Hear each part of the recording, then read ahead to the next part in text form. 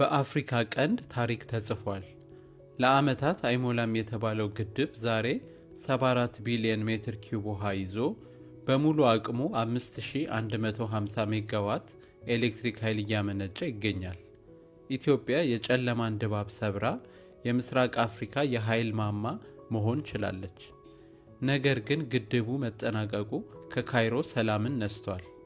በዚህ ሳምንት የግብፅ ከፍተኛ የልዑካን ቡድን ወደ ዋሽንግተን ዲሲ አቅንተዋል። የፕሬዝዳንት አልሲሲ በዳቮስ ከፕሬዝዳንት ዶናልድ ትራምፕ ጋር ተገናኝተው የአባይን ጉዳይ የህልውና ጉዳይ በማለት ዳግም አንስተውታል። ትራምፕ በቅርብ በደብዳቤ የጻፉት አሜሪካ በድርድር ውስጥ የሰላም ቦርድ ወይም ቦርድ ኦፍ ፒስ በሚል ስያሜ ጣልቃ እንድትገባ ጥሪ አቅርበዋል። ግብፅ በዲፕሎማሲ መድረክ ስትሯሯጥ፣ ኢትዮጵያ ደግሞ በምድር ያለውን እውነታ ቀይራለች። ዛሬ የምንመለከተው ይህ ውጥረት ወደ ሰላም ያመራል ወይስ ወደ ጦርነት ሊቀየር ይችላል? እናም በ2026 ኢትዮጵያና ግብፅ ወታደራዊ አቅም ንጽጽር አሁን ምን ላይ ነው ያለው የሚለውን እናያለን። ለቻናላችን አዲስ ከሆናችሁ ሰብስክራይብ ማድረጋችሁ እንዳትረሱ። እስከ መጨረሻ አብራችሁን ቆዩ።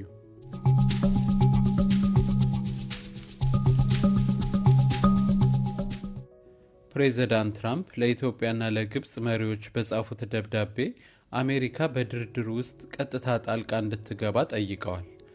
ግብፅ የሰላም ቦርድ ወይም ቦርድ ኦፍ ፒስ የተባለውን የትራምፕ ተነሳሽነትን ተቀብላለች። ዓላማቸውም ኢትዮጵያ ውሃውን በድርቅ ወቅት እንድትለቅ የሚያስገድድ ስምምነትን እንድትፈርም ጫና ማድረግ ነው። ነገር ግን ኢትዮጵያ ግድቡ ጨርሳ ኤሌክትሪክ እያመነጨ ባለበት ወቅት ጫናው ውጤት ይኖረዋል ወይ? ኢትዮጵያ አሁን ለጎረቤት ሀገራት ኤሌክትሪክ በመሸጥ ትስስርን ፈጥራለች። ይህ ከጦርነት በላይ ኃይል ያለው መሳሪያ ነው። ግብፅ ወታደራዊ አማራጭ እንደሌላት ስለምታውቅ ነው ወደ ዋሽንግተን ያመራችው። በወረቀት ላይ ስናየው ግብፅ አሁንም ቢሆን ግዙፍ ናት። ነገር ግን የጦርነት ውጤት በቁጥር ብቻ አይወሰንም። ግሎባል ፋየር ፓወር በሚያወጣው መረጃ መሰረት በ2026 ግብፅ ከዓለም ላይ 19ኛ ደረጃን ይዛለች በወታደራዊ ኃይል ወይም ሚሊተሪ ፓወር። ግብፅ ከ438 ሺህ በላይ ቋሚ ሰራዊትና ወደ ግማሽ ሚሊዮን የሚጠጋ ተጠባባቂ ኃይል አላት። የመከላከያዋም በጀት ከ5 ቢሊዮን ዶላር በላይ ይገመታል። ኢትዮጵያን ስናይ ደግሞ ከዓለም ላይ በ47ኛ ደረጃ ይዛለች በሚሊተሪ ፓወር ወይም ወታደራዊ ኃይል። ኢትዮጵያ ወደ 500 ሺህ በላይ ቋሚ ሰራዊትናም በአጭር ጊዜ ውስጥ በሚሊዮኖች የማሰባሰብ አቅም አላት። ይህም ማለት 500 ሺህ በላይ ቋሚ ሰራዊት ከአፍሪካ አንደኛ፣ ከዓለም ላይ ደግሞ 9ኛ ደረጃን ይሰጣታል። በ2026 ኢትዮጵያ ወደ 4 ቢሊዮን ዶላር የሚጠጋ በጀቷን በማሳደግ አዳዲስ ቴክኖሎጂዎችንም ትጠቀማለች። ግብፅ የጦር መሳሪያዎቿን ከአሜሪካ፣ ከፈረንሳይና ከሩሲያ ትገዛለች። ኢትዮጵያ ደግሞ ከሩሲያና ከፈረንሳይ በብዛት ትገዛለች። በቅርብ ዓመታት ጥራት በቁጥር ላይ የሚል ስልት በመከተል የጦር ኃይሏን አዘምናለች። የአየር ኃይል የዚህ ንጽጽር ዋና ማዕከል ነው። በ2026 የኢትዮጵያ አየር ኃይል አዲስ ገጽታ ይዟል። ኢትዮጵያ ከሩሲያ የገዛቻቸው ሱ-35 ጀቶች አገልግሎት መስጠት ጀምረዋል። እነዚህ ጀቶች በአፍሪካ ውስጥ አቻ የሌላቸው የአየር ላይ የበላይ መሳሪያ ናቸው። ረጅም ርቀት መጓዝ፣ ዘመናዊ ራዳር ያላቸውና ከ400 ኪሎ ሜትር ርቀት ላይ ሆነው ጠላትን መምታት ይችላሉ። ግብፅ በበኩሏ 200 በላይ ኤፍ-16 እና ወደ 50 የሚጠጉ የፈረንሳይ ራፍል ጀቶች አሏት። ራፍል ጀቶች በጣም ዘመናዊ ቢሆኑም ኢትዮጵያ የገዛቻቸው ሱ-35 ግን በአየር ላይ ፍልሚያና በራዳር አቅም ራፍሎችን የመረታት እድላቸው ሰፊ ነው። ግብፅ ለመምታት እንኳን ብትሞክር ጀቶቿ ከካይሮ ተነስተው ሱዳንን አቋርጠው መምጣት አለባቸው። ይህ ረጅም ጉዞ ነው። በጉዞ ላይ እያሉ የኢትዮጵያ ሱ-35 ጀቶችና ዘመናዊ የሰው አልባ ድሮኖች መጥለፍ ይችላሉ። ሌላው የኢትዮጵያ ትልቅ ብልጫ የድሮን ኃይል ሲሆን ኢትዮጵያ በአፍሪካ ውስጥ እጅግ ጠንካራ በድሮን የታጠቀች ሀገር መሆን ችላለች። የቱርኩ ኤኪንቺ እና ቲቢቱ፣ የቻይናው ዊንግሎንግ እና የኢራን ድሮኖች የኢትዮጵያን ሰማይ ይጠብቃሉ። እነዚህ ድሮኖች በግድቡ ዙሪያ 24 ሰዓት በቁጥጥር ላይ ናቸው። ማንኛውም የጠላት እንቅስቃሴ በሰከንድ ውስጥ ለቁጥጥር ማዕከል ይደርሳል። ከድሮን በተጨማሪ ኢትዮጵያ በግድቡ ዙሪያ የዘመኑ ኤስ-300 እና የፓንትሲር ኤስ-1 የአየር መከላከያ መሳሪያዎችን አሰማርታለች። እነዚህ መሳሪያዎች የሩሲያ ሲሆኑ ይህ ማለት የግብፅ ሚሳይሎች ግድቡ ጋር ከመድረሳቸው በፊት በአየር ላይ ይከሽፋሉ።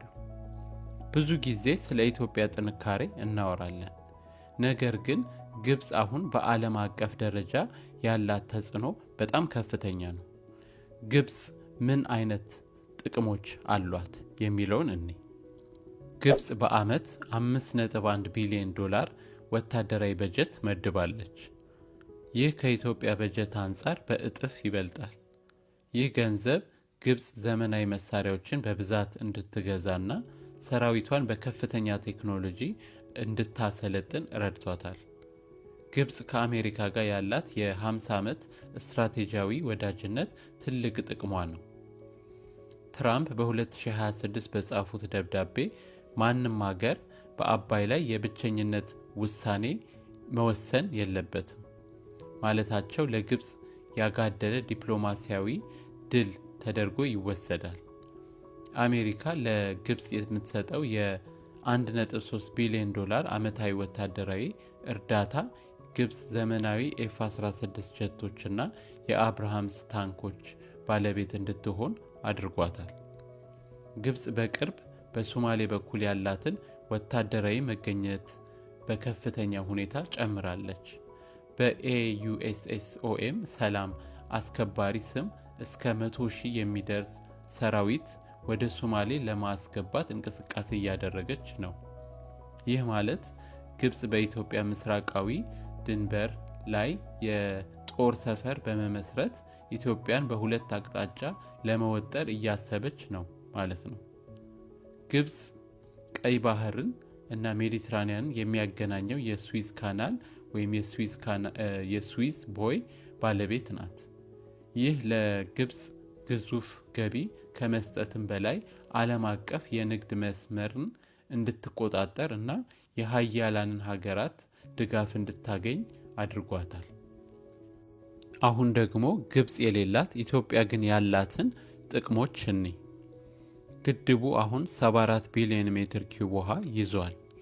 ይህ ማለት ግብፅ የምታገኘው የውሃ ፍሳሽ በዓመት ማለት ነው የተጠራቀመው።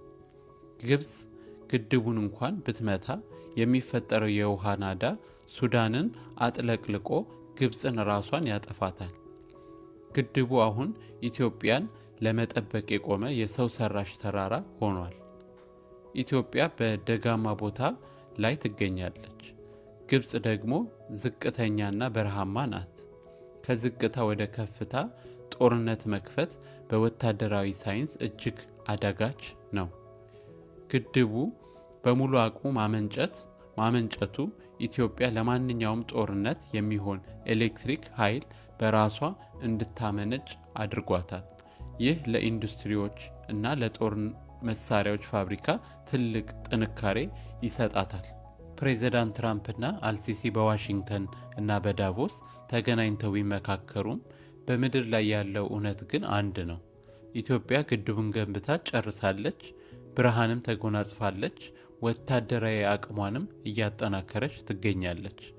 ግብፅ ወታደራዊ አማራጭ እንደሌላት ስለምታቅ ነው ወደ አሜሪካና ወደ ሌላ ሀያላን ሀገራት የምትሮጠው። ኢትዮጵያ ግን ለድርድር ዝግጁ ብትሆንም ጥቅሟን ግን አሳልፋ አትሰጥም። እናንተስ ምን ታስባላችሁ? የኢትዮጵያ አየር ኃይል አሁን ባለው ቁመና የኢትዮጵያን ሉዓላዊነት ለመከላከል በቂ ነው? የትራምፕ ጣልቃ ገብነት ምን ውጤት የሚያመጣ ይመስላችኋል? ሀሳባችሁን በኮሜንት አስቀምጡልን። ይህ ቪዲዮ ከወደዳችሁት ላይክ እና ሼር ማድረጋችሁን እንዳትረሱ። ለቻናላችን አዲስ ከሆናችሁ ደግሞ ሰብስክራይብ ማድረጋችሁን እንዳትረሱ። ድጋሜ በቀጣይ በሌላ ቪዲዮ እስክንገናኝ ቻው።